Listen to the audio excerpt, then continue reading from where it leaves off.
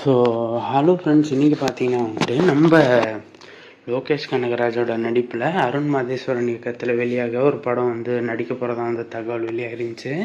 And அந்த படத்தோட பூஜை பார்த்திங்கன்னா வந்துட்டு இன்றைக்கி வந்து நடந்து முடிஞ்சிருக்கிறதா வந்து தகவல் வந்து நம்மளுக்கு வெளியே வந்திருக்கு. ஸோ அந்த படத்தோட பூஜையில் பார்த்திங்கன்னா வந்துட்டு நம்ம லோகேஷ் கனகராஜ் வந்து ஒரு அவுட் அண்ட் அவுட் வந்து ஒரு ஆக்ஷன் ஃபிலிமை தான் வந்து இந்த படத்தில் வந்து நடிக்க போகிறதா வந்து தகவல் சொல்லியிருந்தார் ஆல்ரெடி.